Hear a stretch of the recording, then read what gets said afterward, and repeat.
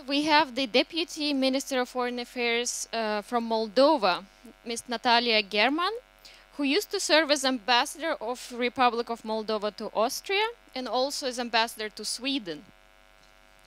She also was appointed in June 2009 as the minister, and she became the chief negotiator for the EU-Moldova Association Agreement. Madam Minister, you are very welcome, and we also express our gratitude to Moldova for agreeing to host our next annual meeting in Chisinau next year. Thank you. Thank you very much.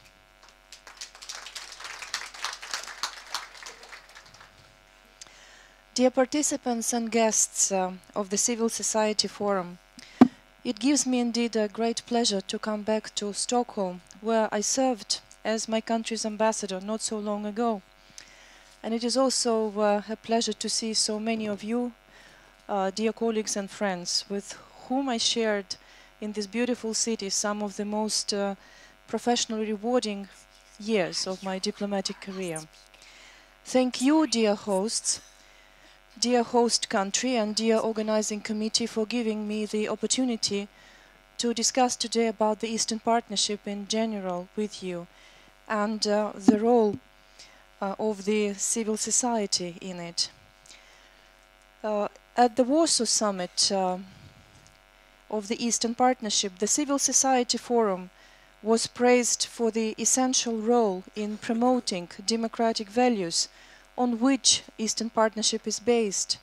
And today I'm very happy to say that you have turned into one of the most dynamic and active participants moving forward the whole process. And we are immensely grateful for you for doing that.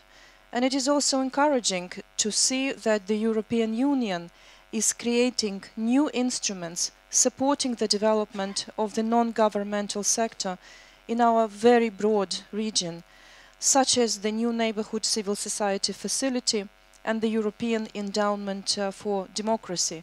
It was very encouraging to listen to what Commissioner Stefan Füle had to share with us. He's obviously committed, as the whole European Commission is, to promoting the objectives that we all share.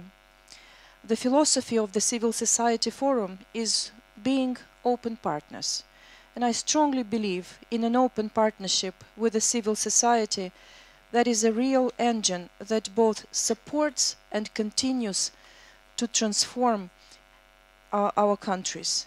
And it would not have been possible to manage the democratic change in my native country, in the Republic of Moldova, in April 2009, without an active role and courage of the civil society, and in particular the young people of Moldova. We know how important it is to involve all citizens into the reform process, and this brings value and also a lot of expertise to the governmental efforts, and we already started to feel it and benefit from it. And let me refer to just a few examples of such positive interaction. Since 2009, we created in Moldova the Participation Council, which is composed of the representatives of the major non-governmental actors in the country. And the innovative element introduced by us is that the chair of the council participates at absolutely all meetings of the Cabinet of Ministers of the Republic of Moldova, and the chair of the council submits proposals to the agenda of the meeting, can actually block, if it is deemed necessary, the adoption of any governmental decision on different grounds, and actually very often does, to the benefit of the whole process. So we take aboard all criticism and support, and we really benefit from that in the decision-making process. And in our view, this is the best recipe for a sustainable partnership between the government and the civil society. And we also aim at more transparency. We have introduced the concept of the electronic governance system in the Republic of Moldova, and that obviously facilitates the online interaction with the citizens of the country. and it offers now more than 230 online public services, and we are planning to expand it even more. That reform has been also inspired by the representatives of the civil society, and now it starts to bring already the fruit and results to in a horizontal manner to absolutely important areas of our reform agenda. And since Moldovan civil society is an intrinsic part of Europe, we have already negotiated an article in the association agreement between Moldova and the European Union that reflects the modality of cooperation and permanent interaction between the Moldovan and EU civil societies. And that is exactly what Commissioner Stefan Füle has referred to. So in the case of Moldova, that has been already negotiated and provisionally closed. And the NGO sector will also have the right to take a very active part in the monitoring of the implementation of the future association agreement, and that will of course ensure the comprehensive character of the reform process. I would not like to continue the references to our national best practices and lessons learned. I am today participating in the works of the forum with the representatives of the Moldovan National Platform, who have a very special role of taking over from you for next year. I'm sure for the next 2 days they will be not only sharing some of our practices, but also learn from the best practices of others, implementing thus this open partners concept that is so dear to us all. In the last 3 years, my country has embarked on a very ambitious reform agenda, especially in the areas of justice and home affairs, respect for human rights, and consolidation of democratic institutions.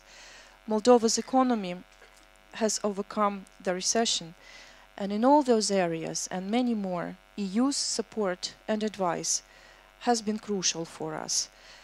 We actively use all opportunities provided by Eastern Partnership in both bilateral and multilateral dimensions, aiming at a closer political association and deeper economic integration with the European Union.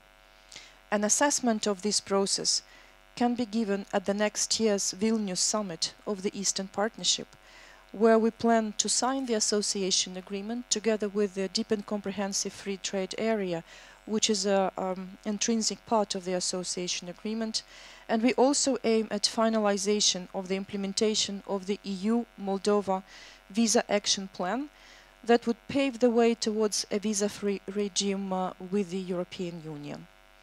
And we believe that these results will move us forward to a reinforced European agenda with the European Union, provided by Article 49 of the Treaty of the European Union.